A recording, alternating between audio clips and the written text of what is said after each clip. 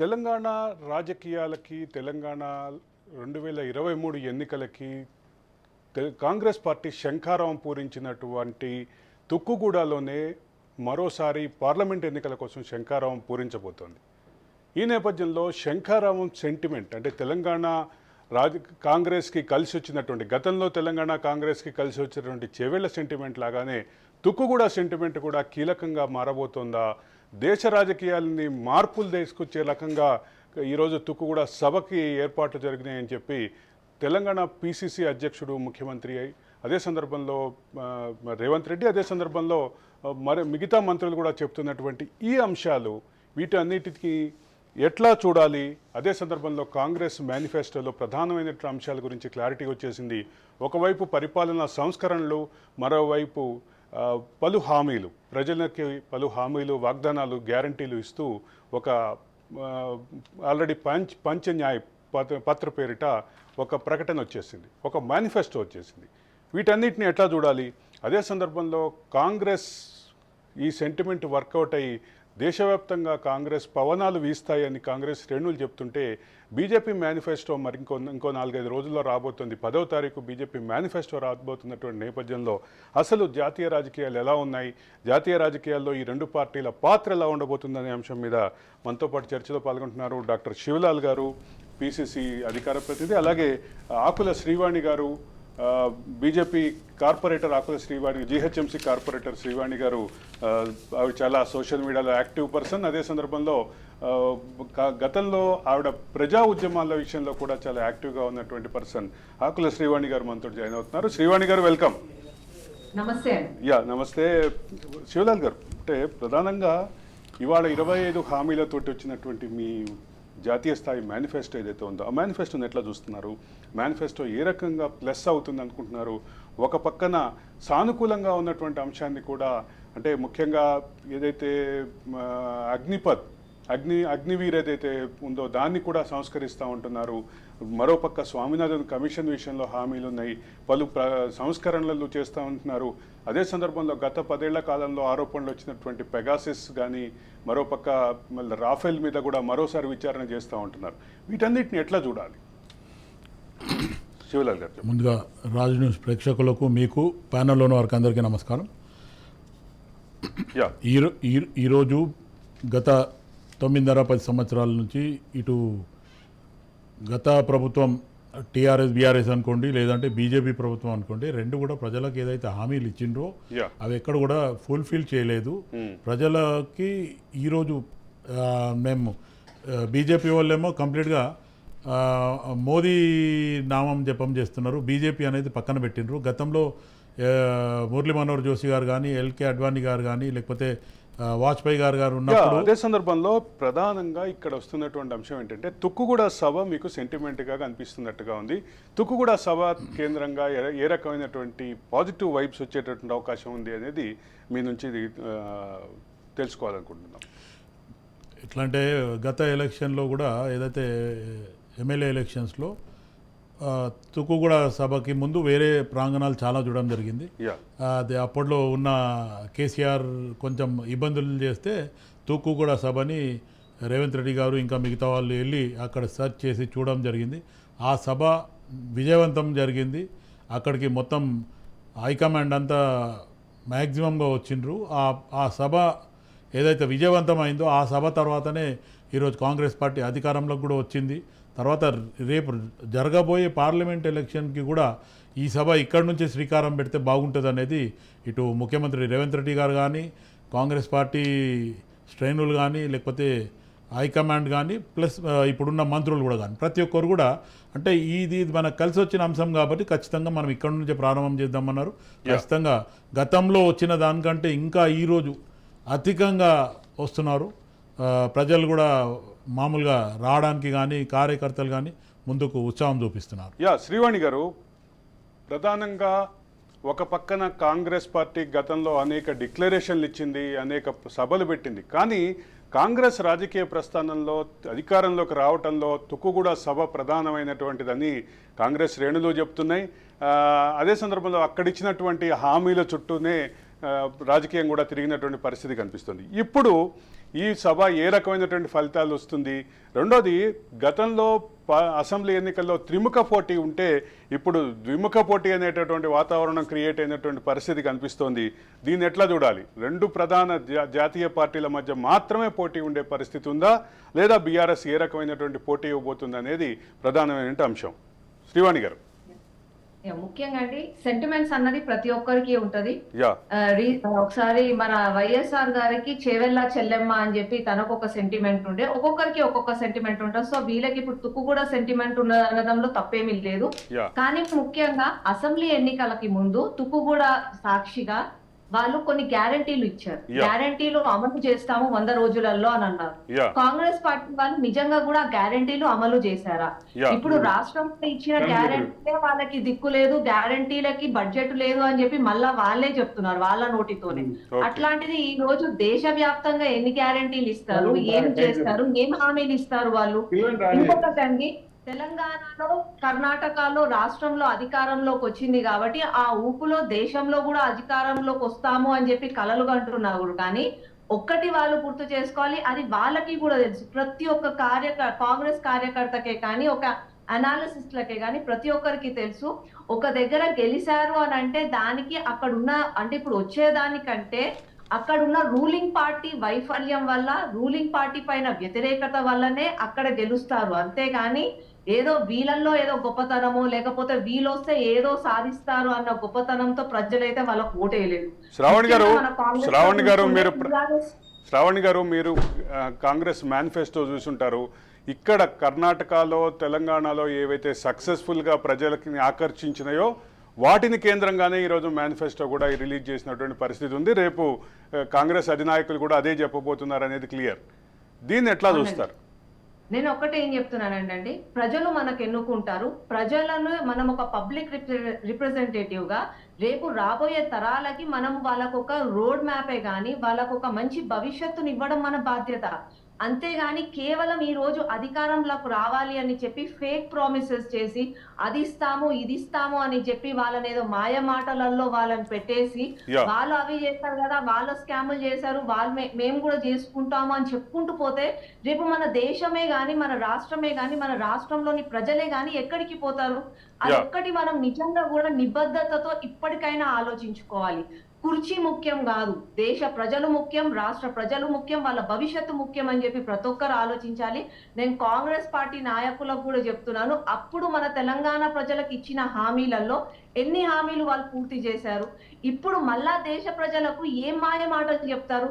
And ఇంకొకటి, Congress party వాళ్ళు ఏమంటారు, ఆ బెలూన్ల నుంచి వాళ్ళు బయటికి ఏం వచ్చేయాలంటే, అప్పట్లో టిఆర్ఎస్ పార్టీ వాళ్ళు చేసిన స్కాములకి టిఆర్ఎస్ పార్టీ దొరల పాలనని వద్దనుకొని కాంగ్రెస్ పార్టీని గెలిపించారు. అంతేగాని దేశంలో అలాంటిది మాత్రం రాదు. ఎందుకు అనంటే దేశంలో వన్ అండ్ ఓన్లీ మోడీ గారు మాత్రమే ఉన్నారు. మోడీ గారిని కావాలని చెప్పి ప్రతి ఒక్కరు అనుకుంటున్నారు. Rahul Gandhi is nowhere equal to that person. కాబట్టి దేశం కోసం వాళ్ళు మర్చిపోతేనే ముఖ్యం. ఇందాక అన్నగారు అన్నట్టు మోడీ జపం చేస్తున్నారు అని అంటే బరాబర్ మోడీ జపం చేస్తాం. ఎందుకంటే కాంగ్రెస్ పార్టీ ఇప్పటికీ కూడా గాంధీ పేరు చెప్పుకొనే ఓట్లు అడుక్కుంటది. అట్లాంటిది మేము నిజంగా కూడా పేరు చెప్పుకోవడంలో తప్పేమీ లేదు. శ్రావణ్ గారు ఇన్ని మాట్లాడినా నేను అడిగిన ఇంకొక ప్రశ్నకు సమాధానం చెప్పలేదు. త్రిముఖ పోటీ నుంచి ద్విముఖ పోటీ దిశగా వెళ్ళిందా? రెండు జాతీయ పార్టీలు మాత్రమే పార్లమెంట్ ఎన్నికల్లో తెలంగాణ రాష్ట్రంలో పోటీ పడుతున్నటువంటి పరిస్థితి ఉందా?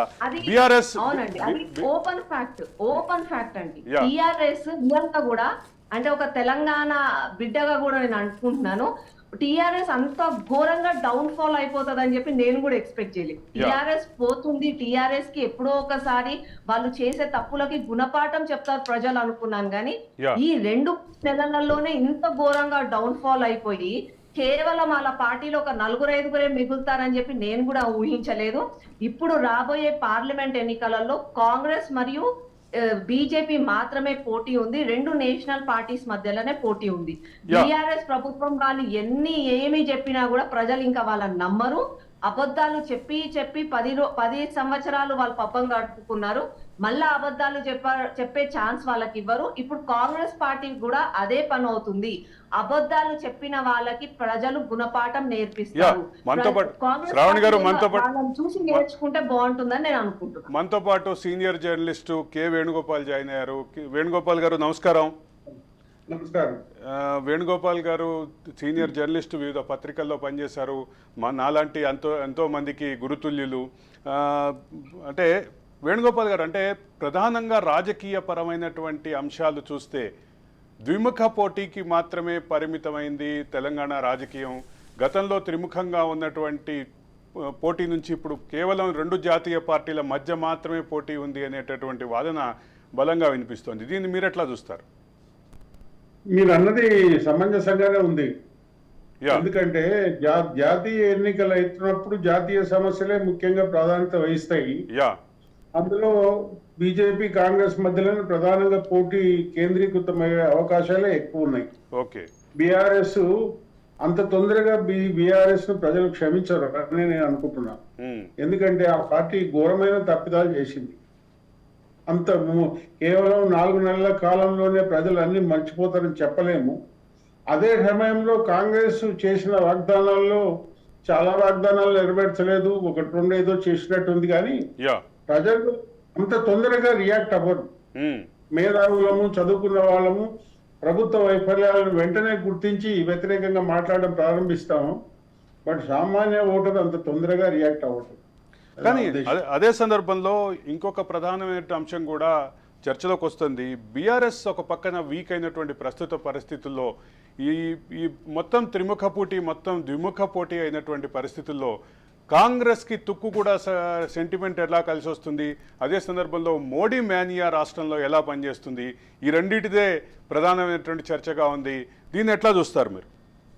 మోడీ మేనియా అంటే ఆల్రెడీ వాళ్ళు రంగంలో ఉన్నారు కదా. ఇదివరకు గత పార్లమెంట్ ఎన్నికల్లో 4 సీట్లు గెలిచారు. అంత ఆ 4 సీట్లు గెలిచే అవకాశం లేకపోయినా గెలిచి చూపించారు. మోడీది ఇంకా వాళ్ళు ప్రచారం అందుకోలేదు, పుంజుకోలేదు. కాంగ్రెస్ పుంజుకున్న తొక్కు కూడా సభ ఒకసారి వాళ్ళకి కలిసి వచ్చింది కాబట్టి అలా తొక్కు కూడా సెంటిమెంట్ వాడుకుంటున్నారు. అప్పటికంటే ఈసారి సభ ఎక్కువ చేస్తారు. కానీ వాగ్దానాల విషయంలోనే కాంగ్రెస్ ఆచరణాత్మకమైన విధానం ప్రకటించాల్సి ఉంది. గతంలో తుక్కుగూడలో చేసిన వాగ్దానాల్లో ఏమి ప్రధానమైన వాగ్దానాలు ఏమి నెరవేర్చలే. కేవలం మహిళలను ఆర్టీసీ బస్సుల్లో అనుమతించడం తప్ప మిగతా వాగ్దానాలు నెరవేర్చలేదు. ప్రజలు కొంచెం నిరాశగా ఉన్నారు. కానీ అయినా ప్రభుత్వం మీద ఇంకా ఆశావాద దృక్పథంతో వేచి చూస్తారనేది నా భావన. శివలాల్ గారు ఏమంటారు? మొత్తం మీద మా గురువు గారు కూడా అదే అంటున్నారు. మీ మీద వ్యతిరేకత అంటే కొంత అసంతృప్తి ఉన్నప్పటికీ మీ పట్ల ఇంకా ఆశ ఉంది, ఇంకా ఎదురు చూస్తున్నారు అనే పరిస్థితి కనిపిస్తుంది. ఏమంటారు శివలాల్ గారు? వేణుగోపాల్ గారు నమస్కారం. ఎందుకంటే మీరు చెప్పేదాన్ని బట్టి చూస్తే మీరు ఒక అనలిస్ట్గా బాగుంది. అంటే 100 రోజులలోనే 110 రోజులలోనే కాంగ్రెస్ పార్టీ మీద నిరాశ గురి అయితే 9.5-10 సంవత్సరాలల్లా బీజేపీ ప్రభుత్వం కూడా సంవత్సరానికి 2 లక్షల ఉద్యోగాలు ఇస్తామన్నారు. ఇప్పటివరకు ఈ 9.5-10 సంవత్సరాలు మళ్ళీ వాళ్ళ మీద వ్యతిరేకం ఏముండదా? ఇంతకుముందు మన శ్రీవాణి గారు కూడా మాట్లాడుతూ యాంటీ టెండెన్సీ కంపల్సరీ ఉంటుంది, వ్యతిరేకత ఉంటుంది అంటుంది. ఈ 10 సంవత్సరాలల్లా బీజేపీ ప్రభుత్వం మీద కూడా వ్యతిరేకత చాలా ఉంది. ఒక తెలంగాణ, ఆంధ్రప్రదేశ్ అనేది కాకుండా కూడా మిగతా రాష్ట్రాలలో కూడా బీజేపీకి ఉంది. అంటే అదే సందర్భంలో శ్రీవాణి గారు ఇంకొక మాట అన్నారు, మోడీ ప్రొఫైల్కి తగినటువంటి ప్రతిపక్షం లేదు అనేది ఆవిడ మాట్లాడిన మాట. ఐ హోప్ శ్రీవాణి గారు అంతే కదా? ఆవిడ గతంలో ఇందిరాగాంధీ గారు చనిపోయినప్పుడు కూడా జనరల్గా దేశానికి ప్రధాని ఇంకెవరు అనేది ఒక ప్రశ్నార్థకం అయింది. ఆ టైంలో రాజీవ్ గాంధీ గారు వచ్చారు, సమర్థవంతంగా నడిపించారు. ఆ తర్వాత ఇబ్బంది అయినా పివి నరసింహారావు గారు వచ్చారు. అంటే మొత్తానికి దేశం అంటే మోదీ వస్తేనే జరుగుతుంది అనేది ఏం లేదు. రేపు మేధావులు ఉన్నారు, ఖచ్చితంగా ఫేస్ వాల్యూ అని అంటే ఇప్పుడు ప్రస్తుతానికి ఈ 9.5-10 సంవత్సరాల నుంచి బీజేపీకి మోదీ గారు చూసిండ్రు కాబట్టి బీజేపీ వాళ్ళు కొంచెం మోదీకి బాగా ఫ్యాన్స్ అయిపోయినారు, అట్రాక్టివ్ అయిపోయినారు. బీజేపీ అనేది పక్కన పెట్టేసి అయితే ఒకటి ఏంటంటే బీజేపీలో కూడా చాలామంది ఉండు, కాంగ్రెస్లో అసలు వీళ్ళు సమర్థవంతులు కాదు అనేది లేదు. రేపు అవకాశం వచ్చి నన్ను కూడా తీసుకుపోయి అక్కడ కూర్చుని పెడితే రేపు నడిపించడానికి. ఎందుకంటే గ్రాస్ రూట్ లెవెల్లో మనిషికి ఒక అవగాహన ఉండాలి. ఈ స్టూడెంట్స్ పరంగా కానీ, లేకపోతే మహిళల పరంగా కానీ, లేకపోతే దేశంలో ఏమి ఇబ్బందులు ఉన్నాయి దాని మీద మనం సమర్థవంతంగా నిర్ణయం తీసుకొని చేయడానికి ఎవరైనా అట్లే ఖచ్చితంగా వీళ్ళు ఉంటేనే జరుగుతుంది అనేది ఎక్కడ లేదు. ఆరు ఒక్కరికి వీళ్ళే మేధావులు, ఇంకొకళ్ళు మేధావులు కాదు అనే దానికి కూడా నేను ఒప్పుకోను ఆ విషయంలో. యా పంచ న్యాయపత్ర ఏవైతే ఉన్నాయో దీన్ని ఎట్లా చూస్తున్నారు శ్రావణి గారు? ఫస్ట్ ఆఫ్ ఆల్ అండి, ఇందాక అన్నగారు అన్నట్టు మోడీ గారి చరిష్మాకి అంటే ఇప్పుడు కాంగ్రెస్ వాళ్ళు చూపించేది రాహుల్ గాంధీ గారు. Rahul Gandhi is nowhere equal to Modiji అని నేను అన్నాను. కాంగ్రెస్ పార్టీలో చాలా మంది మంచి నాయకులు ఉన్నారు, అది నేను కూడా ఒప్పుకుంటాను. ఆ నాయకుల్ని పైకి రానివ్వలేదు కాబట్టి ఈ రోజు కాంగ్రెస్ పార్టీ ఆ సిచ్యువేషన్ లో ఉన్నది నా ఒపీనియన్. కాంగ్రెస్ పార్టీలో రాహుల్ గాంధీ కంటే ఒకరు ఎంతో తెలివిమంతులు ఉన్నారు. వాళ్ళని ఆ గాంధీ ఫ్యామిలీ పైకి రానివ్వలేదు కాబట్టి ఈ రోజు కాంగ్రెస్ పార్టీ డౌన్ ఫాల్ లో ఉంది. మోడీ గారు కాకుండా, నరేంద్ర మోడీ గారు కాకుండా మా బీజేపీలో కూడా చాలా మంది నాయకులు ఉన్నారు. But right now he's the fittest person and he's the right person for the country అన్న ఒక నమ్మకంతో నేను ఒక బీజేపీ కార్యకర్తగా కాకుండా ప్రతి ఒక్కరు కూడా అదే ఆలోచనలో ఉన్నారు కాబట్టి ఆ కాన్ఫిడెన్స్ మాలో ఉంది. అండ్ ఇంకొకటి అండి, నేను కాంగ్రెస్ పార్టీ వాళ్ళకి నేను ఒక్కటే చెప్తున్నాను, వీళ్ళు న్యాయ గురించో కానీ జోడో యాత్రలో కానీ ఏవైనా మాట్లాడేటప్పుడు ఒక్కసారి వాళ్ళు అంటే బ్యాక్గ్రౌండ్ గురించి ఆలోచించుకొని నెక్స్ట్ వాళ్ళు దేశం కోసం ఏమి చేయాలనుకుంటున్నారో అన్న ఒక ప్రాపర్ అనాలిసిస్ తో మాట్లాడితే బాగుంటుంది. అంతేకాని కేవలం ఓట్ల కోసమో రేపు మేము రాజ్యంలోకి రావాలి అన్న ఒక్క ఆశతో కాకుండా రేపు వేరు మా భావి భవిష్యత్తు కోసము, భారతదేశం కోసము వాళ్ళు ఏం ఆలోచిస్తున్నారు అన్న ఒక్క మంచి పనితో ముందుకు వస్తే ప్రతి ఒక్కరు కూడా దాన్ని స్వాగతిస్తారు. అపోజిషన్ ఉండడం తప్పేమీ కాదు, స్ట్రాంగ్ అపోజిషన్ ఉంటేనే. అదే సందర్భంలో శ్రీవాణి గారు, అదే సందర్భంలో 6 గ్యారంటీలకి తోడుగా మరిన్ని గ్యారంటీలు జోడించి ఈ రోజు వచ్చినటువంటి కాంగ్రెస్ మేనిఫెస్టోని మీరు ఎట్లా చూస్తారు అనేది నా ప్రశ్న. మన 6 గ్యారంటీలతో పాటండి మన రాష్ట్రంలోనే అసెంబ్లీ ఎన్నికలకు దాదాపుగా ఒక 420 గ్యారంటీస్ భరోసాలు ఇచ్చారు. ఎక్కడున్నాయండి? ఇందాక వేణుగోపాల్ అన్న గారు చెప్పినట్టు కేవలం ఆర్టీసీ బస్సులలో మహిళలకు ఉచితం అని అన్నారు. అందులో కూడా చాలా లూప్ హోల్స్ ఉన్నాయి. నేను ఇదివరకు కూడా చెప్పాను, 20 బస్సులు వచ్చే దగ్గర 10 బస్సులు చేశారు. మార్నింగ్ టైంలో కాలేజ్కి స్కూళ్ళకి పోయే పిల్లలకి ప్రాబ్లం జరిగేటట్టుగా ఇది ఫ్రీ బస్సులు అని చెప్పి, మహిళలకు ఫ్రీ బస్సులు అని చెప్పి అది ఎంకరేజ్ చేశారు. అందులో కూడా ఎలాంటి క్లారిటీ లేదు. మళ్ళా 2500 మహిళలకు అని అన్నారు, అందులో గ్యారంటీ లేదు. పెన్షన్స్ 4000 అన్నారు, అందులో ఏమీ లేదు. 500కే సిలిండర్లు అని అన్నారు, ఇంతవరకు అది చెప్పలేదు. కరెంటు 200 యూనిట్లు కరెంటు ఫ్రీ అన్నారు, అది చెప్పలేదు. రైతులకి 15,000 అని అన్నారు, కౌలు రైతులకు 12,000 అన్నారు. మళ్ళీ ఇప్పటికీ కూడా పాత టిఆర్ఎస్ గవర్నమెంట్ ఇచ్చినదే అవే ఇస్తున్నారు, రైతు బంధు పైసలు అవే ఇస్తున్నారు. కానీ మళ్ళీ వీళ్ళు చెప్పిన 15,000 ఎక్కడ పోయే ఇంతవరకు ఎలా లేదు. మళ్ళీ నిరుద్యోగుల కోసం మాట్లాడారు. ఇందాక అన్నారు మోడీ ప్రభుత్వము ఉద్యోగాలు ఇస్తుంది అని అన్నారు.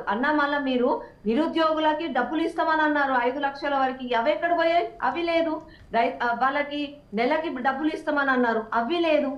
ఏవి లేకుండా మళ్ళా కొత్త భరోసాలు, కొత్త ఆశలు జీవించే బదులు ఏది చేసినా కూడా ఒక కాంక్రీట్ గా ఇస్తే బాగుంటుందని చెప్పి నేను అనుకుంటున్నాను. తుక్కు కూడా సెంటిమెంట్ పనికొస్తుందేమో అని వాళ్ళు ఆలోచించారు. ఆ రోజు సిచ్యువేషన్స్ వేరు, ఇప్పుడు ఉన్న పార్లమెంటరీ ఎలక్షన్ సిచ్యువేషన్స్ వేరు. కాబట్టి నేను గ్యారంటీగా చెప్తున్నాను, వాళ్ళ సెంటిమెంట్ ఏదో రాష్ట్రంలో ఏదో పనికొచ్చింది కానీ దేశంలో మాత్రం వాళ్ళకి నడవదు. ఇక మరొక చిన్న అకాడమిక్ క్వశ్చన్, మీకు ప్రధానమైనటువంటి పోటీ కాంగ్రెస్ తోట బీఆర్ఎస్ తోట తెలంగాణ రాష్ట్రం వరకు? రైట్ నౌ నేను ఒక బీజేపీ కార్యకర్తగా స్ట్రాంగ్ గా ఏం చెప్తున్నానంటే, నాకు బీఆర్ఎస్ పార్టీ అసలు కనిపించట్లేదు. ఓకే, మాకు ఒక నేషనల్ పార్టీగా కాంగ్రెస్ పార్టీ, దానికి తోడు ఇప్పుడు అది రాష్ట్రంలో అధికారంలో ఉంది కాబట్టి there will be an advantage for them. అంతేగాని మళ్ళీ అందులో కూడా ఒక లూప్ హోల్ నేను ఏం చెప్తున్నానంటే, నరేంద్ర మోడీ చరిష్మాకి కాంగ్రెస్ పార్టీ వాళ్ళు పెట్టిన అభ్యర్థి నోవేర్ ఈక్వల్, అది కూడా మాకు ఒక అడ్వాంటేజ్. అంటే 17 నియోజకవర్గాల్లోనూ కేవలం నరేంద్ర మోడీని చూసి మాత్రమే ఓటేయాలనే భావం కనిపిస్తోంది మీలో. అంటే ప్రస్తుతం కండి ప్రతి ఒక్కరు కూడా ఒక నాలెడ్జ్ అంటే ఒక ఇంటలెక్చువల్ గా కానీ నార్మల్ గా ఆలోచించిన వాళ్ళు ప్రతి ఒక్కరు ఏం ఆలోచిస్తున్నారంటే ఇప్పుడు రాబోయే ఎన్నికలలో ఒక ప్రైమ్ మినిస్టర్ ఎన్నుకోవడానికి, మన దేశాన్ని రిప్రజెంట్ చేయడానికి ఒక ప్రధానిని ఎన్నుకోవడానికి, కాబట్టి ఆ ప్రధాని ఎవరు అన్న ఫేస్ నే చూస్తారు. ఇప్పుడు ఏదో సర్పంచ్ ఎలక్షన్స్ లో సీఎం కావడానికో అవి కాదు, రేవంత్ రెడ్డిని ముఖ్యమంత్రి చేయడానికో కేసీఆర్ ని ముఖ్యమంత్రి చేయడానికో జరిగే ఎలక్షన్స్ కాదు. కాబట్టి ప్రతి ఒక్కరు కూడా నా దేశాన్ని రిప్రజెంట్ చేసేది ఎవరు, నరేంద్ర మోడీ చాలా స్ట్రాంగ్ పర్సన్ కాబట్టి అతన్ని రిప్రజెంట్ చేయడం ముఖ్యమనే ఆలోచనలలో ప్రజలు కూడా ఉన్నారు. అదే సందర్భంలో ఒక్కసారి వేణుగోపాల్ గారి దగ్గరికి వెళ్దాం. వేణన్న, ఇప్పుడు జాతీయ రాజకీయాలు, సార్వత్రిక ఎన్నికల్లో జాతీయ రాజకీయాలు, జాతీయ స్థాయి అంశాలు మాత్రమే ప్రభావితం చేస్తాయి అనేది పూర్తి స్థాయిలో వాస్తవం కాదు అనేది గతంలో అనేక సందర్భాల్లో రుజువైనటువంటి పరిస్థితి. ఒక ప్రాంతీయ పార్టీగా ఉండి ఒక ప్రాంతీయ పార్టీ అతి ఎక్కువ ప్రతిపక్ష సీట్లు పొందినటువంటి పరిస్థితి కూడా చూసాం మనం. దానికి మనం ప్రత్యక్ష సాక్షులం. అక్కడ అట్లాంటి రాజకీయాల నుంచి మొదలు పెడితే గత 10 ఏళ్లలో రాజకీయాలు, తెలంగాణ రాజకీయాలు మొత్తం తెలంగాణ సెంటిమెంట్ చుట్టే తిరిగినటువంటి పరిస్థితి. ఈసారి జాతీయ రాజకీయాల్లో జాతీయ అంశాలు, ప్రధానమంత్రి అభ్యర్థిత్వం, వీటి కేంద్రంగా పార్లమెంట్ ఎన్నికలు తెలంగాణలో జరుగుతున్నాయని భావించాలా, లేదా దానికి విరుద్ధంగా యథాతథంగా గతంలో ఉన్నటువంటి విధానమే ఉన్నట్టుగా భావించాలా? ఇప్పుడు ప్రధాన పార్టీలు ఆకర్షణీయమైన నినాదాలు ఇస్తే మాత్రం సరిపోదు. ఓకే, బలమైన ఆర్థిక విధానాలు, ప్రజలకు మేలు చేయగలిగే విధానాలు వాళ్ళు ముందుకు తేవాలి. అటువంటి విధానాలను కాంగ్రెస్ తేవాలి, బీజేపీ తేవాలి. బీజేపీ నాకు సంబంధించి నేను అనుకోవడం ఏంటంటే ప్రజల్ని ఎమోషనల్ గా ముందుకు తీసుకెళ్లాలని ప్రయత్నిస్తున్నారు. ఓకే, ఎమోషనల్ గా అంటే రామ మందిరం ఒక ఇష్యూ, మిగతా ఇష్యూ కాశ్మీర్ 370 ఇట్లాంటి ఇష్యూస్ మీద పోతున్నది తప్ప పేద ప్రజలకు లాభం చేసే ఆర్థిక విధానాల గురించి బీజేపీ ఎక్కువ ఫోకస్ ఇవ్వడం లేదనేది నా అంచనా. ఓకే, అదే విధంగా కాంగ్రెస్ కూడా బలమైన ఆర్థిక విధానాలు, ఇప్పుడు పాంచ్ న్యాయ అనేది కూడా ఆకర్షణమైందే, ప్రజలను ఆకర్షించేదే, ప్రజలు దానికి ఆకర్షితులు అయ్యారు. అందుకే రాష్ట్రంలో కాంగ్రెస్ ను అధికారంలోకి తెచ్చారు. నేను ఇంతకుముందే చెప్పాను, ప్రజలు అన్ని హామీలను అమలు చేయకపోవడం వల్ల కొంత నిరాశగా ఉన్నారు. కానీ అదే సందర్భంలో నేను లైవ్ షోకి వచ్చే ముందు ఒక వ్యాఖ్య చదివి వచ్చాను. ఒక మిత్రుడు, ఒక మిలాడ్ని, ఒక సీనియర్ జర్నలిస్ట్, ఒక ఇంగ్లీష్ జర్నలిస్ట్ రాసినటువంటి దీని మీద ఒక నెరేషన్ చదివి వచ్చాను. కొంతమందికేమో దీంట్లో సంక్షేమం కనిపిస్తోంది, కొంతమందిలోకేమో సంస్కరణ కనిపిస్తోంది, కొంతమందికేమో దీంట్లో అభివృద్ధి కనిపిస్తోంది. అసలు మొత్తం మీద దీనికి సంబంధించిన ఆదాయ వనరులు ఎక్కడి నుంచి అనే ప్రశ్న మాత్రం అందరి మనసులో తొలుస్తోంది అనేది ఒక మాట చదివి వచ్చాను. దీన్ని ఎట్లా చూడాలి? That may be true. ఆదాయ వనరులు అంటే ఇప్పుడు అధికారంలోకి వచ్చిన ప్రభుత్వం వనరులు సమీకరించుకోవాలి, ఎక్కడ ఎక్కువ ఖర్చు అవుతుందో వాటికి తగ్గించుకోవాలి. ఇట్లాంటి కార్యక్రమాలు చాలా చేయొచ్చు, పొదుపు కార్యక్రమాలు కూడా. అయితే ప్రస్తుత కాంగ్రెస్ ప్రభుత్వం పొదుపు కార్యక్రమాల మీద శ్రద్ధ పెట్టినట్టు కనిపిస్తలేదు. అది నిధులు సమకూర్చుకోవాలి. అయితే 3 నెలల కాలంలోనే అంతా చేయాలని అనుకోవడం కూడా కరెక్ట్ కాదేమో. ఓకే, ఇంకా టైం ఇస్తారు ప్రజలు. అంటే ఇప్పుడు ఇవాళ వచ్చినటువంటి 5 న్యాయపత్రం ఏదైతే ఉందో దాంట్లో కొంతమందికి సంక్షేమం కనిపిస్తోంది, కొంతమందికి అభివృద్ధి కనిపిస్తోంది, కొంతమందికి రిఫార్మ్స్ కనిపిస్తోంది, కొంతమందికి అందరికీ మాత్రం ఈ మనీకి సంబంధించినటువంటి నిధులకు సంబంధించిన ప్రశ్న తలెత్తుతోంది అనేది. అదే చెప్తున్నానండి, నిధులు అతి ఎక్కువ నిధులు ఎక్కడ ఖర్చు పెట్టాలో అక్కడ పెట్టాలి. ఓకే, కొన్ని కార్యక్రమాలకు నిధులు తగ్గించుకోవచ్చు, పొదుపుగా వాడుకోవచ్చు, ప్రభుత్వ ఖర్చులు తగ్గించుకోవచ్చు, ఇట్లాంటివన్నీ ఉన్నాయి. ఉదాహరణకు చెప్తున్నానండి, గతంలో ముఖ్యమంత్రులు హెలికాప్టర్లు వాడేవాళ్ళు కాదు.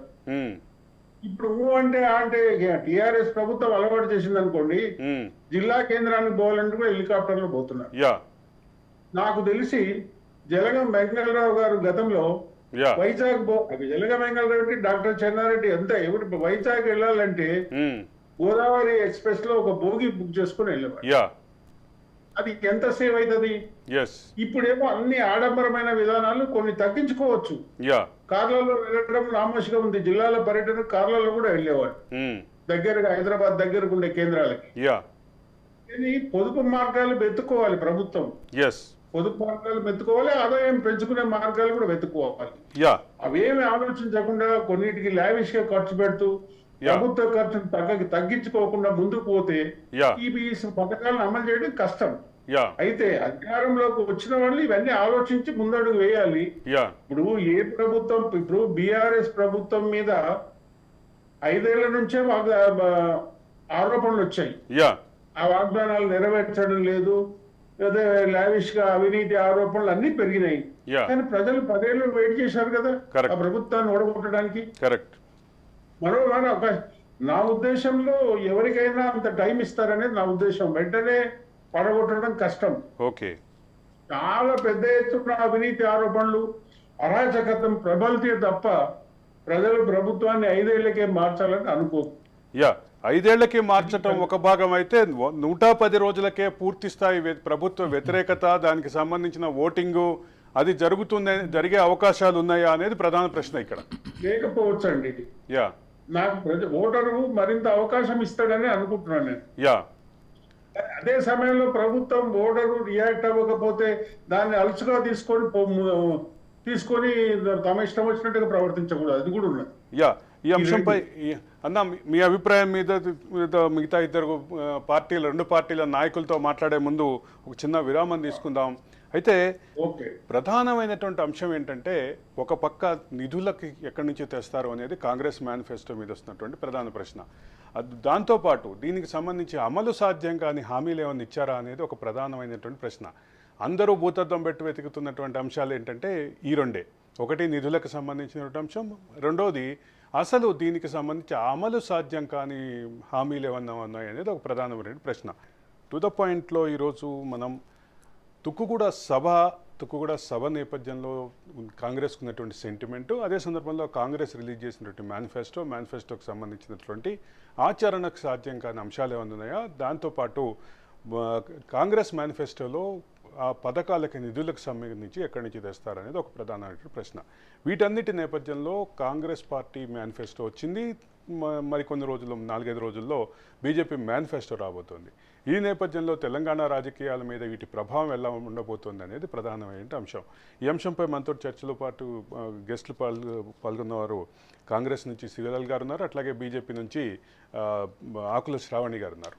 మన విశ్లేషకులు సీనియర్ జర్నలిస్ట్ కే వేణుగోపాల్ గారు పార్టిసిపేట్ చేస్తున్నారు. చెప్పండి శివలాల్ గారు, అంటే ఇప్పుడు నేను అడుగుతున్నటువంటి ప్రధానమైనటువంటి ప్రశ్న, అదే సందర్భంలో సగటు జీవి మనసులో వస్తున్నటువంటి ప్రధాన ప్రశ్న కూడా దీనికి నిధులు ఎక్కడి నుంచి తెస్తారు, దీంట్లో ఆచరణ సత్యంగానే హామీలు కొన్ని కనిపిస్తున్నాయి అనేది, దీన్ని ఎట్లా చూస్తారు? ఇప్పుడు గతంలో 9.5 సంవత్సరాలు ఏదైతే టీఆర్ఎస్ బీఆర్ఎస్ ప్రభుత్వం ఉందో మొత్తానికి ఏ మంత్రిత్వ శాఖలైనా ఏది వదలకుండా ఎంత కుల్లగొట్టాలనో అంత కుల్లగొట్టేసిండ్రు. ఈరోజు ప్రజలు దానికి బీఆర్ఎస్ ప్రభుత్వం చేసిన నష్టానికే ఈరోజు ప్రజలు వ్యతిరేకంగా ఉండి ఈరోజు కాంగ్రెస్ని గెలిపించడం జరిగింది. అది వాస్తవం. అదే కాకుండా కాంగ్రెస్ పార్టీ కూడా ఈరోజు ప్రజలకి మేలు చేయడానికి, లేకపోతే ప్రజలకి ఎక్కడ ఇబ్బంది అవుతుంది. ఇప్పుడు నిన్న ముఖ్యమంత్రి గారు ఒక నిర్ణయం తీసుకుంటారు, నీళ్ళ ఎద్దడి ఉంది, కొన్ని ప్రాంతాలలో నీళ్ళు వస్తలేవు అంటే అక్కడ ఒక స్పెషల్ ఆఫీసర్లని అరేంజ్ చేసి వాళ్ళకి ప్రజలకి ఎక్కడ కూడా నీటి నుంచి ఇబ్బంది జరగొద్దు అనేది ఒక నిర్ణయం తీసుకోవడం జరిగింది. ఇప్పుడు అక్కడికి నిధులు ఎక్కడి నుంచి తెస్తారంటే అది ప్రభుత్వం చూసుకుంటుంది. ఏది అతి అవసరమో ఏది ఉందో, ఇప్పుడు వేణుగోపాల్ గారు చెప్పినట్టు ఏది ముందు మనకు అవసరమో దాని మీద ముందు మనం ఫోకస్ చేస్తాం. కానీ ప్రతిదీ కూడా ముందే మనము దాని బడ్జెట్ ఎట్లా అనుకుంటే మటుకు పని చేయలేము. ఎందుకంటే ఇప్పుడు మొన్న అసెంబ్లీలో బడ్జెట్ సెషన్ అయింది, కానీ ప్రస్తుతం జరిగిన 100 రోజుల లోపల జరిగే అవకాశంకే మనం పెట్టడం జరిగింది. ఇప్పుడు ఇంకా 5 years టైం ఉంది. ఇప్పుడు ఈ 100 రోజుల గ్యారంటీలో ఆల్రెడీ 6 గ్యారంటీలో 5 గ్యారంటీలు అనౌన్స్ చేసిండ్రు. దాని ప్రాసెస్ జరుగుతుంది. కొంతమందికి 200 యూనిట్స్ ఫ్రీ కరెంట్ వచ్చింది. కరెంట్ మామూలుగా ఇది రేషన్ కార్డు అన్నారు, వాళ్ళకు కూడా వచ్చింది. బస్ అన్నారు, సరే బస్ అంటే లేడీస్కి అప్పుడు హామీ ఇచ్చిండ్రు కాబట్టి అది ఇవ్వడం జరిగింది. ఇప్పుడు మహిళలు అయితే మొత్తానికి మొన్న జరిగిన జాతరల కన్నా వేములవాడ అనుకోండి, లేకపోతే సమ్మక్క సారక్క అనుకోండి, లేకపోతే ఎక్కడ పడితే అక్కడ మహిళలు ఉత్సాహంగా పోతున్నారు, వస్తున్నారు. మహిళలో ఒక మార్పులు వచ్చినాయి. గత ప్రభుత్వంలో ఇటు సెక్రటరేట్కి కానీ లోపలికి కూడా రానియలేని పరిస్థితి, మంత్రులని లేకపోతే పీసీసీ అధ్యక్షుడిని కూడా రానియని రోజులు ఉన్నాయి. కానీ ఈరోజు 3 o'clock నుంచి 5 o'clock విజిటర్స్ని వదలడం జరిగింది. ప్రతి ఏ మంత్రిత్వ శాఖ పోవాలా అడగడము, విజిటర్స్ పాస్ చేసి పంపడం. ప్రగతి భవన్ గతంలో ఉన్నది, ఈరోజు ప్రజాభవన్. ఖచ్చితంగా ప్రజల నుంచి ఏదైతే వాళ్ళ ఇబ్బందులు ఉన్నాయో అది సేకరణ తీసుకోవడము, వాళ్ళకి ఇమీడియట్గా వాళ్ళ ఫోన్ నెంబర్కి మెసేజ్ పంపించడము, మీద ఏదైతే ఇష్యూ ఉందో ఆ ఇష్యూ కన్సర్న్ డిపార్ట్మెంట్ పోయిందని చెప్పి వాళ్ళకి మెసేజ్ పంపించడము, దాని తర్వాత మీరు ఆ కన్సర్న్ డిపార్ట్మెంట్ నుంచి ఇది చేయండి, ప్రాసెస్ చేసుకోండి అని చెప్పడం. అంటే కాంగ్రెస్ పార్టీ మొదలు పెట్టడమే ముఖ్యమంత్రి గారు ఏదైతే ప్రమాణ స్వీకారం రోజు చెప్పడం జరిగింది, ఇది పాలకులం కాదు సేవకులం అనేది. అంటే ఆ దిశగానే ఈరోజు కాంగ్రెస్ పార్టీ ప్రభుత్వం ముందుకు పోతుంది. రేపు ఏ సంస్కరణలు ఏమేమి చేయాలనేది, మార్పులు చేర్పులు ఏమన్నా ఉంటే కూడా రేపు ఇంకా టైం ఉంది కాబట్టి వితిన్ నో టైంలో ఖచ్చితంగా ఆ మార్పులు చేర్పులు చేస్తూ పాలన ముందుకు సాగడానికి కాంగ్రెస్ పార్టీ. ఏమంటారు శ్రావణి గారు? యాక్చువల్గా ప్రతి ఒక్కరు కూడా ప్రజలు ఎవరైతే మనకు ఓటేసి గెలిపిస్తారో వాళ్ళ కోసం మంచి చేయాలి. అది మన ధర్మము, మన బాధ్యత కూడా. అది నిజంగా కూడా నాకు ప్రజాపాలన విషయంలో ఆ ఒక్క విషయం నాకు కాంగ్రెస్ లో నాకు నిజంగా నచ్చింది. అంటే ప్రజలు వచ్చి ప్రతి ఒక్కరు రిప్రజెంట్ చేయొచ్చు. ఎందుకంటే బీఆర్ఎస్ ప్రభుత్వము ప్రజలను ఏంటి ఎన్నుకున్న కార్పొరేటర్లనే కానీ ఎమ్మెల్యేలని కూడా వాళ్ళ దగ్గర రాని అనేది ఆ విషయంలో నేను ఒప్పుకుంటాను. కానీ నేను కాంగ్రెస్ పార్టీ వాళ్ళని నేను ఒకటి అడగదలుచుకున్నాను. మన రాష్ట్ర బడ్జెట్ ఏంటి ప్రతి ఒక్కరికి తెలుసు. మన రాష్ట్రంలో మనకు వచ్చే ఆదాయం ఏంది అది కూడా ప్రతి ఒక్కరికి తెలుసు. మళ్ళా మన రాష్ట్రంలో ఉన్న అప్పులేంది అది కూడా ప్రతి ఒక్కరికి. గత 5 సంవత్సరాల నుంచి మన రాష్ట్రం చేస్తున్న అప్పులు మనకు తెలుసు, మిగిలిపోయిన ప్రాజెక్ట్స్ తెలుసు, ఉన్న స్కీమ్స్ గురించి తెలుసు, స్కీమ్లకు ఎంత ఖర్చు పెడుతున్నామో ప్రతి ఒక్క విషయం తెలిసినా కూడా రేవంత్ రెడ్డి గారు 6 గ్యారంటీలు పూర్తి చేస్తాను 100 రోజులలో అని హామీ ఎలా ఇచ్చారు? హామీ ఇచ్చిన తర్వాత తను సెక్రటేరియట్ కి వచ్చి ఆ రోజు ఫైనాన్స్ గురించి మాట్లాడి మన బడ్జెట్ ఎంత, మన దగ్గర డబ్బులు లేవు, నెలకి జీతం ఇయ్యే సిచ్యువేషన్ లో కూడా మనము లేవు, అదంతా నాకు చాలా విడ్డూరంగా అనిపించింది. కేవలం ఓట్లు రాయడానికి మాత్రమే ఈ అబద్ధాలు చెప్పారని చెప్పి అలా క్లియర్ గా అర్థమైపోయింది. మనకి నెలకి జీతం పడట్లేదు అని చెప్పి ధర్నాలు కూడా కాంగ్రెస్ పార్టీ వాళ్ళు చేశారు. మళ్ళా ఆ రోజు వచ్చి కొత్తగా మాకేం తెలీదు అని చెప్పారు. మనకు అందరికీ తెలుసు మనకు స్కీమ్స్ కి అంటే మన రాష్ట్రంలో ఉన్న స్కీమ్స్ కి మాత్రమే 1.2 లక్షల కోట్ల రూపాయలు అవసరమని తెలుసు. కానీ మనకి ఈసారి బడ్జెట్ లో ఎంత కేటాయించారు? కేవలం సుమారు 52,000 కోట్ల రూపాయలు మాత్రమే స్కీమ్స్ కి ఇచ్చారు. 2 లక్షల రూపాయలు రైతులకి రుణమాఫీ చేస్తామని చెప్పారు. ప్రతి ఒక్క రైతుకి మన తెలంగాణ రాష్ట్రంలో 2 లక్షల రూపాయలు రుణమాఫీ చేయాలి అని అంటే దాదాపు 20,000 కోట్ల రూపాయలు అవసరం మనకి. కానీ మన బడ్జెట్ లో ఎంత కేటాయించారు అని అంటే ఇది కేవలం మోసం చేస్తున్నట్టుగానే అనిపిస్తుంది కదా. 100 రోజులలో ప్రతి ఒక్కటి చేయాలని చెప్పి నేను కూడా అనుకోవట్లేదు, నేను ప్రాక్టికల్ గానే ఆలోచిస్తున్నాను. కానీ ఈ విషయం కాంగ్రెస్ పార్టీ వాళ్ళకు తెలిసి కూడా ప్రజలకు అబద్ధం చెప్పారు. ఈ విషయం ప్రజలకు కూడా అర్థమైపోయింది. అది నేను అనడమే కాదు, రేవంత్ రెడ్డి గారు మొన్న నరేంద్ర మోడీ గారు అసెంబ్లీ ఎన్నికల్లో ఇచ్చినటువంటి హామీలు, ఆ హామీల అమలు ప్రభావం పార్లమెంట్ ఎన్నికల్లో ఓటింగ్ పై ఏ రకంగా పడుతుంది అనేది ఇక్కడ ప్రధానమైనటువంటి ప్రశ్న. ఇప్పుడు ఎందుకు అంటున్నానంటే అసెంబ్లీలలో సరే ఇందాక అన్నట్టుగా ప్రజలకు ఏంటంటే ఒక నమ్మకం ఉంటది, ఇవాళ కాకపోతే రేపు చేస్తారు.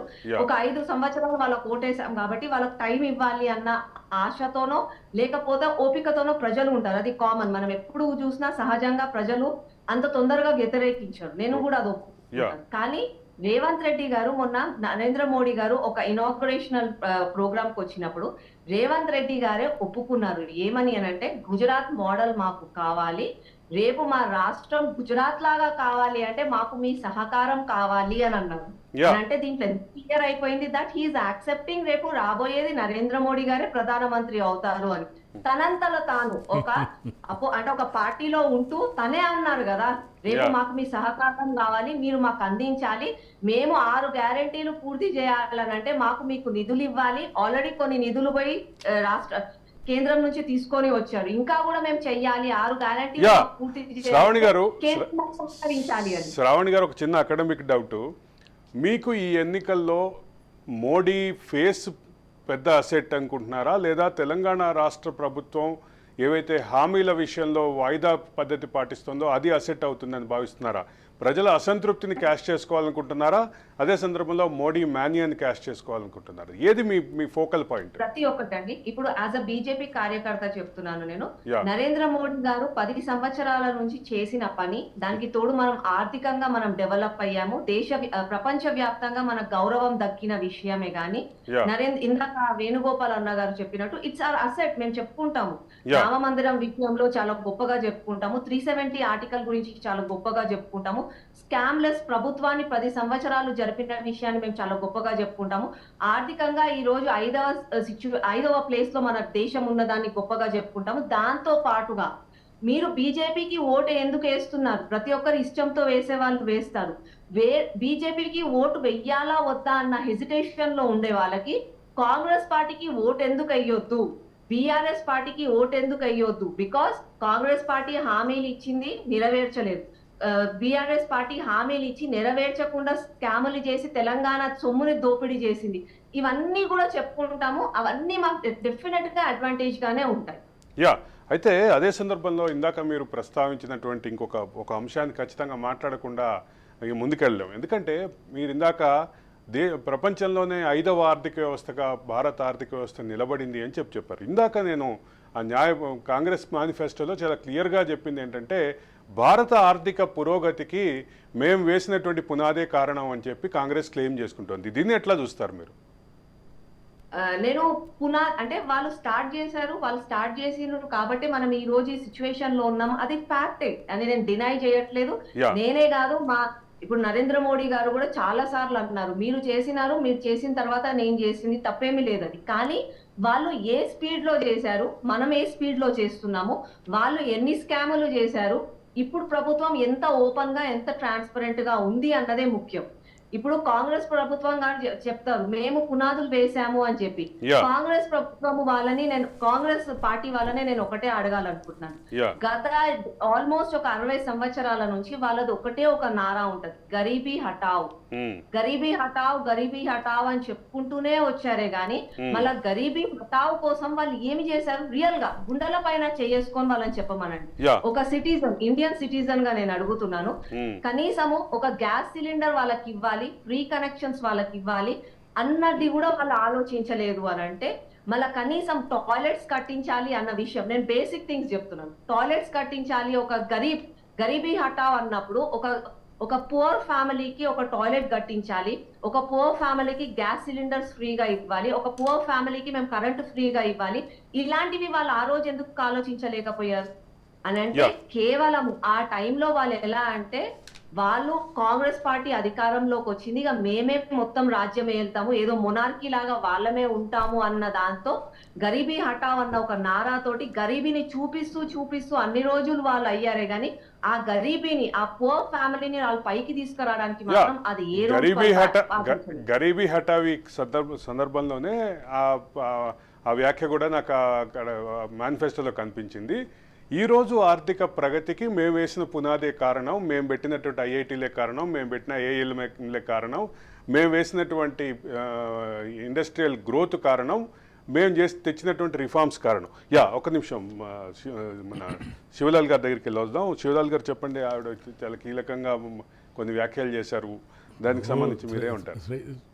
శ్రీవాణి గారు కొన్ని ఒప్పుకుంటున్నారు, కొన్నిటి దగ్గర ఆ పార్టీ అడ్డం వస్తుంది. ఎందుకంటే ఈ గత 10 సంవత్సరాలల్లా గత 10 సంవత్సరాలల్లా నరేంద్ర మోదీ గారు అంటే సరే ఒక చరిష్మా ఉంది అనేది బీజేపీ వాళ్ళు అంటున్నారు కాబట్టి సరే నమో అనేది ఒక కొత్త వాక్యం తీసుకొచ్చి దాన్ని పబ్లిసిటీ చేస్తున్నారు. ఎక్కడైనా యోగా అనుకోండి, ఇంకేదైనా.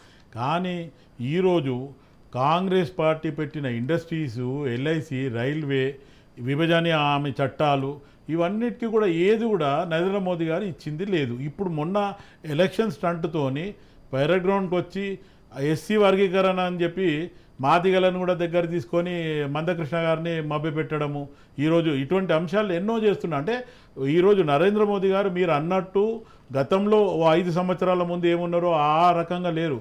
నరేంద్ర మోదీ గారికి గతంలో కూడా గుజరాత్లో సీఎం ఉన్నప్పుడు ఎన్నో ఇబ్బందులు ఉన్నాయి, మీరు బ్యాక్ వెళ్ళి మీరు చూడండి.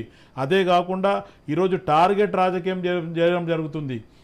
కాంగ్రెస్ పార్టీ ఉన్న ప్రభుత్వంలో అప్పుడు ఎన్ని ఈడీ కేసులు ఉన్నాయి, ఈరోజు బీజేపీ వచ్చిన తర్వాత ఎన్ని ఈడీ కేసులు పెట్టిండ్రు, దాంట్లో ఎన్ని ప్రూవ్ అయినాయి, ఇటువంటి చాలా జరుగుతున్నాయి.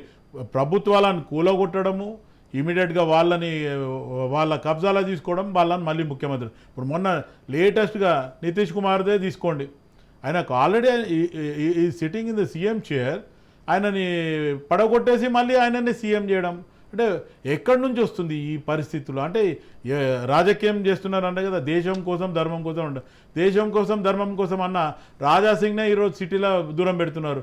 ఇప్పుడు ఈరోజు ఒక కిషన్ రెడ్డి గారు చాలా కాలం నుంచి కేంద్ర మంత్రిగా ఉన్నారు. ఈరోజు పర్యాటక శాఖల మన తెలంగాణకి ఆయన చేసిన అభివృద్ధి ఏంటి?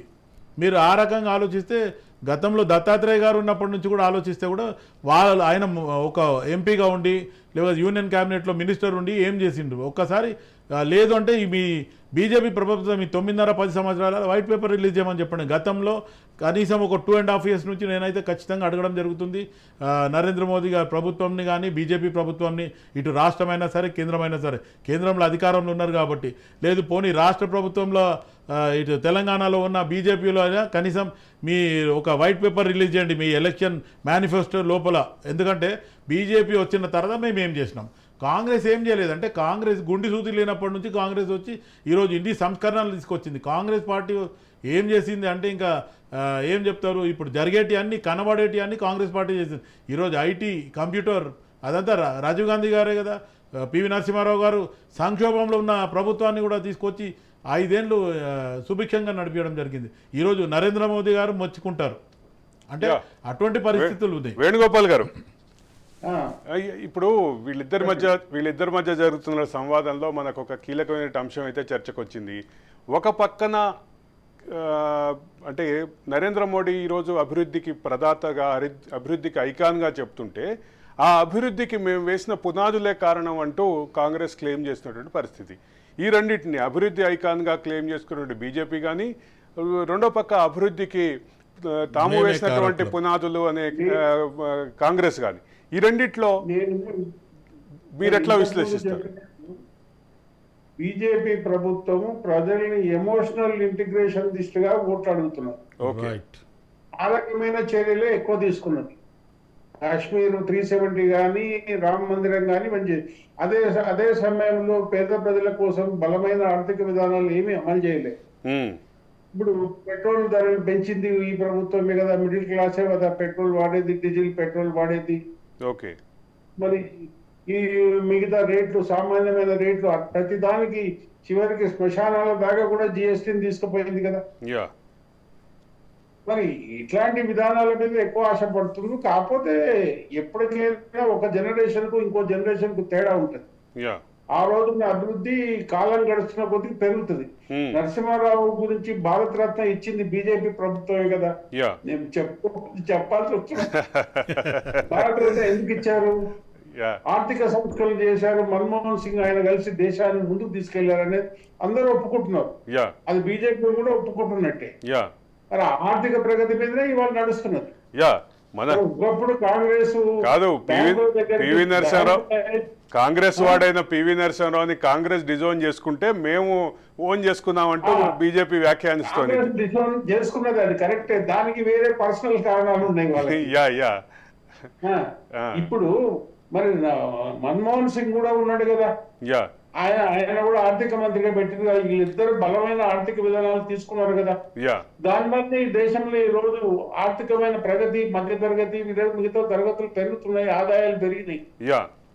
అదే టైంలో బీజేపీ సామాన్యుల సంక్షేమం మీద శ్రద్ధ తీసుకోవడం లేదు. ఫర్ ఎగ్జాంపుల్ మీరు చెప్తున్నారు కులగణన అంశం ఉన్నది, ఎందుకు వ్యతిరేకిస్తున్నది బీజేపీ? దానికి సమాధానం ఉందా? కాంగ్రెస్ కులగణన చేస్తారని చెప్పింది, మేనిఫెస్టోలో కూడా పెట్టింది. ఇప్పుడు మేనిఫెస్టోలో కూడా పెట్టింది. ఈ రోజు మేనిఫెస్టోలో కూడా పెట్టింది. ఈ దేశంలో నేననేది, ఈ దేశంలో సామాజిక న్యాయం లేదు. మెజారిటీ ప్రజలను పక్కన పెట్టి పార్లమెంట్ లో, శాసనసభలో ఎవరు కొద్దిపాటి జనాభా ఉన్న వాళ్ళే ఆధిపత్యం చెలాయిస్తున్నారు. వాళ్ళే మంత్రులు, వాళ్ళే ఎమ్మెల్యేలు, వాళ్ళే ఎంపీ.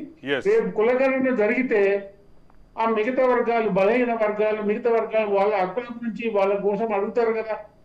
రిజర్వేషన్ కోసం పట్టుబడతారు కదా. Yeah. మరి ఎందుకు బీజేపీకి ఇస్తున్న దాని స్టేట్మెంట్? సుప్రీంకోర్టు చీఫ్ జస్టిస్ అడిగిండు, మీకు ఉన్న ఇబ్బంది ఏంది యా కేంద్ర ప్రభుత్వ వైఖరి, సాధ్యం కాదని ఒక ఆన్సర్ ఇచ్చి పడేసి. కాంగ్రెస్ మరి రాహుల్ గాంధీ కులగణన చేస్తానట కదా.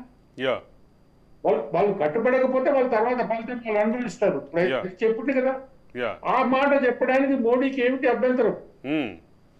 ఆయన స్వయంగా నేను బీసీని టీ అమ్ముకున్నానని చెప్తున్నాడు కదా. కులగణాన్ని ఎందుకు వ్యతిరేకిస్తున్నారు బీజేపీ వాళ్ళు? యా అది అది అది ముఖ్యం. కులగణన ఇప్పుడు విపి సింగ్ మండల్ రిజర్వేషన్ తెచ్చినప్పుడు కూడా బీజేపీ మనస్ఫూర్తిగా సపోర్ట్ చేయలే. యా నార్త్ లో ఉద్యమాలు రెచ్చగొట్టింది. చివరికి విపి సింగ్ రాజీనామా చేసేదాకా వదలలే. యా అందుకని అయితే అదే సమయంలో కాంగ్రెస్ తప్పిదాలు కూడా చాలా ఉన్నాయి. యా కాంగ్రెస్ తప్పిదాలు చేయలేదని చెప్పలేము మనం. వాళ్ళు ఎవరి రికార్డు వాళ్ళకున్న ట్రాక్ రికార్డు ప్లస్లు ఉన్నాయి, మైనస్లు ఉన్నాయి. యా అంటే ఇక్కడ ప్రధానంగా గమనించాల్సిన అంశం ఏంటంటే ఇప్పుడు వస్తున్నటువంటి రాజకీయ పరిణామాలు పరిస్థితుల నేపథ్యంలో ఎవరికి సానుకూలతలు ఉన్నాయి, ఎవరికి వ్యతిరేకతలు ఉన్నాయి? ఒక పక్కన అంటే బీజేపీ ఒక పటిష్టమైన నాయకత్వం అక్కడ ఉన్నది.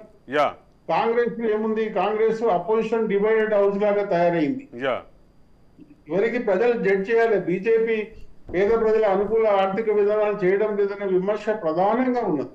యా దాన్ని బట్టి ప్రజలు డిసిషన్ చేయాలి. యా కర్ణాటకలో తెలంగాణలో వచ్చినటువంటి సానుకూల ఫలితాలు దేశవ్యాప్తంగా వస్తాయని కాంగ్రెస్ ఆశపడుతుంది. ఆ రకమైనటువంటి ఫలితాలు, ఆ రకమైనటువంటి పరిణామాలు ఏమైనా కనిపిస్తున్నాయా? అది బీజేపీ ఇప్పుడు ఎప్పుడైనా ఎలక్షన్స్ లో నెగటివ్ రూలింగ్ పార్టీ మీద వ్యతిరేకత వల్ల వస్తుంది కదా. యా బీజేపీ పర్ఫార్మెన్స్ నేను ఇందాకే చెప్పాను. కులగణను ఎందుకు వ్యతిరేకిస్తున్నది బీజేపీ? యా ఏమిటి ఇబ్బంది? సౌత్ లో ఉన్న వాళ్ళందరికీ కులగణన అవసరం. అంటే చట్టపరమైన రిజర్వేషన్ కోరుతుంది ఈ రాష్ట్రాల వాళ్ళు. నార్త్ లో వ్యతిరేకత ఉన్నది.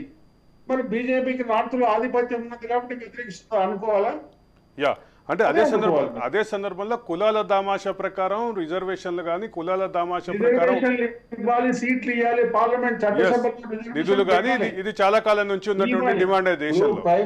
ప్రైమ్ మినిస్టర్ మాదిగ రిజర్వేషన్ అది వర్గీకరణ చేస్తానని గొప్ప విషయమే. యా మరి అదే సమయంలో బీసీల కులగణన చేసి బీసీలకు కూడా రిజర్వేషన్ పెట్టే బాధ్యత ఉందా లేదా?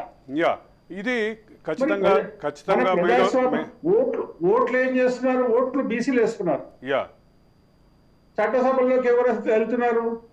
పెత్తందారి కులాల వాళ్ళు. యా శ్రీవాణి గారు, వాళ్ళని మంత్రులు అవుతున్నారు, వాళ్ళే పథకాలు అమలు చేస్తారు, మళ్ళీ బీసీలు దేహి అని అడుక్కోవాల్సి వస్తుంది. శ్రీవాణి గారు, జనరల్ గా మీ పార్టీ మాట దాటవేసే ప్రశ్న ఈరోజు సూటిగా మనకి వేణుగోపాల్ గారి దగ్గర నుంచి వస్తుంది. జనరల్ గానే అంటే ఒక బీసీని ప్రధానిగా చేశాము అనేటటువంటి బీజేపీ పార్టీ నుంచి బీసీ కులగణన ఎందుకు వ్యతిరేకిస్తోంది అనేది ఇప్పుడు మేధో సమాజంలో జరుగుతున్న చర్చల తరఫున మీ దృష్టికి ఈరోజు వేణుగోపాల్ గారు తీసుకొచ్చారు. ఖచ్చితంగా ఇది ప్రశ్నించాల్సినటువంటి అంశంగానే భావించాలి.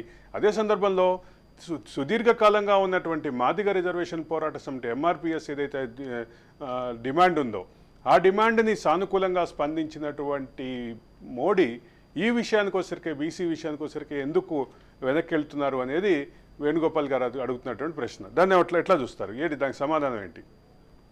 ఇప్పుడు రిజర్వేషన్స్ గురించి అంటే అసెంబ్లీలో పార్లమెంట్ లో రిజర్వేషన్ వైజ్ ఉంటే కాస్ట్ పరంగా ఈక్వాలిటీ ఉంటుంది అన్నది జనరల్ గా వచ్చే దాంట్లో.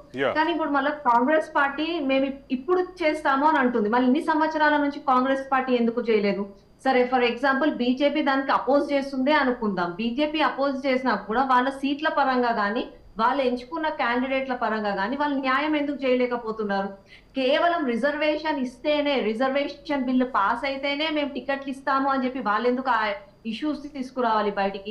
నిజంగా కూడా చిత్తశుద్ధి ఉండి ప్రతి ఒక్కరు కూడా న్యాయంగా మంచిగా ఉండాలి అన్నప్పుడు వాళ్ళు ఎందుకు అది ప్రూవ్ చేయలేకపోయారు?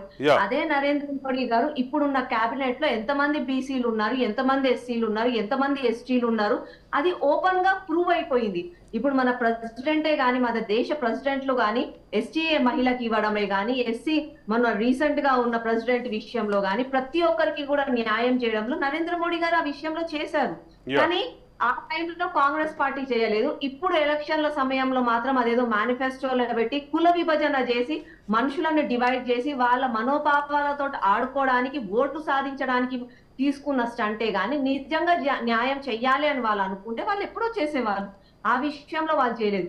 ఇంకొకటి నరేంద్ర మోడీ గారి ప్రభుత్వమే గాని బీజేపీ ప్రభుత్వమే కాదు గత 10 సంవత్సరాల నుంచి సంక్షేమంని అభివృద్ధిని ఈక్వల్ గా తీసుకెళ్లింది. కాబట్టి ఈ రోజు మన ప్రపంచంలో మొన్న కోవిడ్ దెబ్బకి పాండమిక్ దెబ్బకి పెద్ద పెద్ద దేశాలు కూడా ఆర్థికంగా వాళ్ళు అంటే ప్రాబ్లమేటిక్ గా ఉండి ఇప్పుడు శ్రీలంక విషయంలో కానీ చైనాలోనే అమెరికాలోనో ఇన్ఫ్లేషన్ లో ఉండి వాళ్ళు ఉద్యోగాలు తీసేస్తుంటే కూడా మనము ఈ రోజు ఎకనామికల్ గా స్టేబుల్ గా ఉన్నాము అని అంటే దానికి కారణము బీజేపీ ప్రభుత్వం తీసుకున్న కొన్ని డిసిషన్స్ వల్లనే అని చెప్పి నేను చాలా ప్రౌడ్ గా చెప్తున్నాను ఆ విషయం. అండ్ ఇంకొకటి సంక్షేమంతో పాటు అభివృద్ధిని కూడా చాలా ఈక్వల్ గా తీసుకెళ్లారు. చిన్న విషయం యాక్చువల్ గా నరేంద్ర మోడీ గారు ప్రధానమంత్రి అయిన తర్వాత మన దేశంలో సరిగ్గా టాయిలెట్స్ లేవు. టాయిలెట్స్ నిర్మించాలి అన్నప్పుడు కాంగ్రెస్ పార్టీయే గాని ప్రతిపక్షంలో కొంతమంది అందరు అన్నారు ఈయనేంది ఒక ప్రధాని అయ్యే ఎర్రకోట దగ్గర జెండా వందనం రోజు ఏంది టాయిలెట్స్ గురించి మాట్లాడుతున్నారు అని చెప్పి చాలా మంది హాస్యంగా మాట్లాడారు ఆ విషయం. కానీ ఇట్స్ రియల్ ఫ్యాక్ట్. మీరు చెత్త బయట శ్రావణి గారు ముగించే ముందు చివరి ప్రశ్న మీకు. తుక్కుగూడ సభలో రేపు కాంగ్రెస్ పార్టీ ఇచ్చే పిలుపు, అదే సందర్భంలో కాంగ్రెస్ పార్టీకి ఉన్నటువంటి తుక్కుగూడ సెంటిమెంటు, వీటన్నిటినీ బీజేపీ తెలంగాణలో ఎలా ఎదుర్కోబోతుంది అనేది నా ప్రశ్న. నేను ఇంతకు ముందు చెప్పానంటే నేను మళ్ళీ చెప్తున్నాను. తుక్కు కూడా సెంటిమెంట్ తో పాటు అక్కడ ఉన్న సిచ్యువేషన్స్ కూడా వర్క్ అవ్వాలి. ఆ రోజు అసెంబ్లీ ఎన్నికలలో మీరు ఒక విషయం గమనించాలి. తుక్కుగూడ సెంటిమెంట్ అని నేను ఎందుకంటున్నాను అంటే తుక్కుగూడ సెంటిమెంట్ తోటి కాంగ్రెస్ పార్టీ తన శ్రేణులను ఉత్సాహపరుస్తోంది. దాన్ని వాడుకొని దాని శ్రేణుల్ని ఉత్తేజంగా రంగంలో దింపుతోంది. దాన్ని మీరు ఎట్లా ఫేస్ చేయబోతున్నారు, ఎట్లా దాన్ని కౌంటర్ ఇవ్వబోతున్నారు అనేది ఇక్కడ ప్రశ్న. డెఫినెట్లీ అండి. ఇప్పుడు రీసెంట్ గా కర్ణాటక గెలిచిన తర్వాత వాళ్ళ కార్యకర్తలలో కానీ ఒక జోష్ ఉంటది, ఒక కాన్ఫిడెన్స్ ఉంటది. అది వాళ్ళకి తెలంగాణలో కూడా మంచిగా పనిచేయడానికి ఇది హెల్ప్ఫుల్ అయింది. రియల్ గానే మళ్ళా తుక్కుగూడలో పెడితే రియల్ గా అంటే మన అసెంబ్లీలో గెలిచాము, మళ్ళీ మనం పార్లమెంట్ లో కూడా గెలుస్తాము అని చెప్పి ఒకవేళ వాళ్ళు చెప్పినా కూడా ఈ రోజు కాంగ్రెస్ లో ఉన్న కార్యకర్తలు కూడా అది నమ్మలేరు. ఎందుకంటే వాళ్ళకు కూడా తెలుసు కాంగ్రెస్ నాయకత్వం అంత స్ట్రాంగ్ గా లేదు. నరేంద్ర మోడీ గారిని ఎదుర్కోవడానికే కానీ బీజేపీని ఎదుర్కొనే అంత స్ట్రాంగ్ గా లేదు. ఇప్పుడు వాళ్ళు ఇండియా అలయన్స్ అని అన్నారు. ఆ అలయన్స్ పరిస్థితి ఏంటి, ఆ రియాలిటీ వాళ్ళకు తెలుసు. ఏదో వాళ్ళల్లో ఒక జోక్స్ ఉంటదేమో కానీ ఫ్యాక్ట్స్ మాత్రం ప్రతి ఒక్కరికి కూడా. డాక్టర్ శివలాల్ గారు, ఇప్పుడు ప్రధానంగా మీకు సంబంధించినటువంటి అంశాలు నేను ఆవిడ దగ్గర ప్రస్తావిస్తే ఆవిడ మాట్లాడుతున్న అంశం ఏంటంటే కాంగ్రెస్ కార్యకర్తలకి కూడా తెలుసు జాతీయ స్థాయిలో మోడీకి ధీటైనటువంటి నాయకులు ఎవరు రంగంలో లేరు అనేది. ఆ నేపథ్యంలో పార్లమెంట్ ఎలక్షన్లో మాదే పై చేయవుతుంది అనేది ఆవిడ మాట. దీన్ని మీరు ఎట్లా చూస్తారో స్థూలంగా చెప్పండి. నేను ఏమంటున్నాను సార్, ఒక నిమిషంలో కంప్లీట్ చేయాలి. ఆల్మోస్ట్ ఆల్ గతంలో ఈ ఎంఆర్పిఎస్ సబ్జెక్ట్ తీసుకొచ్చినప్పుడు కూడా వెంకయ్య నాయుడు గారు ఉన్నప్పుడు హామీ ఇచ్చేయడం జరిగింది. ఈ 9.5 సంవత్సరాలు దాన్ని డ్రామాటిక్గా ఆపి చేసి మళ్ళీ ఇప్పుడు మొన్న మందరకృష్ణ గారిని పిలిచి ఇమ్మీడియట్గా ఇక్కడ సభ ఏర్పాటు చేయడానికి మీరు మాకు సహకరించండి అనేది నరేంద్ర మోదీ గారు ఆడిన నాటకం అన్నది. దానివల్ల ఇప్పటి వరకు కనీసం జరిగి నా నోటిఫికేషన్ వచ్చింది మొన్న, కానీ వాళ్ళకి సమయం ఉండే అవసరం అనుకుంటే స్పెషల్ పార్లమెంట్ పెట్టి కూడా బిల్ పాస్ చేయొచ్చు. ఇప్పుడు ఆర్టికల్ 370 కోర్టులో ఇబ్బంది ఉంది, రామ జన్మభూమి కోర్టులో ఇబ్బంది ఉన్నప్పుడు అది చేయడానికి అవకాశం. రామ జన్మభూమి కోర్టులో ఇబ్బంది లేదు, కోర్టు క్లియరెన్స్ తర్వాత ఇనిషియేట్ అయింది. కోర్టు నుంచి వేసేసి ఇమీడియట్ గా దాన్ని క్లియర్ చేసుకున్నారు. కాబట్టి ఇప్పుడు ఈ అవసరం అనుకుంటే ఈ మామూలుగా ఎస్సీ వర్గీకరణ కూడా వాళ్ళు చేసే అవకాశం ఉంది. దాన్ని అది పెండింగ్ పెట్టినరు. ఇంకోటి ఏమంటే రేపు ఎలక్షన్లో జరిగేది కూడా ఈరోజు సుప్రీంకోర్టులో దాని మీద ప్రధానంగా చర్చ జరుగుతుంది. ఏది వీవీప్యాట్స్ గురించి. ఖచ్చితంగా రేపు ఎలక్షన్లో ఆ వీవీప్యాట్స్ని కూడా కౌంట్ చేస్తేనే మంచిగా ఉంటుంది. అప్పుడు కానీ ఈ సపోజ్ ఏమన్నా ఈవీఎంల ట్యాంపరింగ్. వేణుగోపాల్ గారు, మరొక వివాదం కూడా వచ్చింది. సరే, మళ్ళీ ఈ వివాదం గురించి ఇంకోసారి మాట్లాడుకుందాం. అయితే వేణుగోపాల్ గారు, ప్రధానమైనటువంటి చర్చ ఒక పక్క తుక్కుగూడ సెంటిమెంట్ని, మరోపక్క తెలంగాణలో గెలిచినటువంటి వేగాన్ని, అదే సందర్భంలో కర్ణాటకలో వేగాన్ని, వీటన్నిటితోటి కాంగ్రెస్ ముందుకెళ్తోంది. మోడీ స్పీడ్ని, మోడీ యొక్క ఫేమ్ని, మోడీ ఫేస్ని, అదే సందర్భంలో రామ్ మందిర్ నిర్మాణం కానీ, అదే సందర్భంలో ఆర్టికల్ 370 విషయంలో కానీ వీటితోటి బీజేపీ ముందుకెళ్తుంది. తెలంగాణలో ఉన్నటువంటి 17 నియోజకవర్గాల్లో వీళ్ళ ఏ వాదం ఏ రకమైనటువంటి ప్రభావం చూపించే అంశం ఉంది? మీరు నుంచి కంక్లూడింగ్ రిమార్క్స్ ఆశిస్తున్నా. ప్రధానంగా బీజేపీ కాంగ్రెస్ మధ్య పోటీ జరుగుతున్నది. ఓకే. బీఆర్ఎస్ దాదాపుగా పిక్చర్ లో లేనట్టే, మాత్రం సీట్లు కావచ్చు. కేసీఆర్ ఏ మాత్రం సానుభూతి లేనాక కవిత అరెస్ట్ మొత్తం ఆ పార్టీ మీద సానుభూతి అరించి వేసి, ఓకే, అదే టైంలో కాళేశ్వరం అక్కడ కుంగిపోవడం, ఇట్లాంటి సంఘటనలు. ఫోన్ ట్యాపింగ్ ఇంకా ఆ పార్టీకి ఇప్పట్లో కోలుకోవడం చాలా కష్టమే అనుకోవాలి. ఓకే. ఎందుకంటే ప్రజలు ఇవేమీ లేకపోతే అయ్యో ఓడిపోయినట్టు బాగా కొన్ని కార్యక్రమాలు బాగా అమలు చేశాడనే సానుభూతి కూడా చూపించకుండా కవితపై తిహార్ జైల్లో కూర్చోవడం, ఫోన్ ట్యాపింగ్ లెక్కలేనంత ఆరోపణలు వస్తున్నాయి. రోజుకో స్టోరీ. ఎంతమంది ఆఫీసర్లు ఇన్వాల్వ్, కొత్త పేర్లు బయటకు వస్తున్నాయి. ఆ పోలీస్ అధికారులు కూడా ముఖ్యమంత్రి కేసీఆర్ సామాజిక వర్గం వాళ్ళే కావడం తీవ్రంగా ఉన్నదో పరిస్థితి. ఈ కులాలు ఏమిటో నాకు అర్థం కాదు. రాజకీయాల్లో కులాలు తినేస్తున్నాయి, మనుషుల్ని దూరం చేస్తున్నాయి. అది అది అది తగ్గించుకోవడానికి ప్రతి ఒక్కరు చేయాలి. కులాల ఆధిపత్యం తగ్గిపోవాలి. అంటే ప్రజలు ఒక్కసారి పరిపాలనకు వచ్చినాక ఆ నాయకుడు ఎవరైనా కానీ అందరూ సమానమైన ధోరణిని అవలంబించాలి. లేకపోతే తెలంగాణలో 17 పార్లమెంటు సెటిల్ స్థానాలకి మే 13 ఎన్నికలు జరగబోతున్నాయి. ఆ నేపథ్యంలోనే తుక్కుగూడలో రేపు కాంగ్రెస్ సభ జరగబోతోంది. మరోపక్క బీజేపీ వేగంగా దూసుకుపోతోంది. ఈ నేపథ్యంలో త్రిముఖ పోటీ నుంచి ద్విముఖ పోటీగా మారినటువంటి తెలంగాణ రాజకీయం ఎవరిని వరిస్తుంది, ఈ రెండు పార్టీల్లో ఏ పార్టీకి పట్టం కడుతుంది అనేది కీలకమైనటువంటి చర్చ. అయితే దీంట్లో తెలంగాణలో ప్రధానంగా పనిచేసినటువంటి సెంటిమెంట్ కానీ, తుక్కుగూడ సెంటిమెంట్ కానీ, అదే సందర్భంలో కాంగ్రెస్ రెండు రాష్ట్రాల్లో తమకైతే విజయాన్ని తెచ్చిపెట్టిందో అదే అంశాలని ముందుకు తీసుకొచ్చిన మేనిఫెస్టోలు కానీ, వీటన్నిటిలో ఎవరిని ఆశిస్తాయి, ఎవరిని పట్టం కడతాయి అనేది భవిష్యత్తులో చూడాలి. ధన్యవాదాలు వేణుగోపాల్ గారు, ధన్యవాదాలు శ్రీవాణి గారు, ధన్యవాదాలు శివలాల్ గారు. ఇది to the point with Aravind Kolli. Stay tuned to Raj news.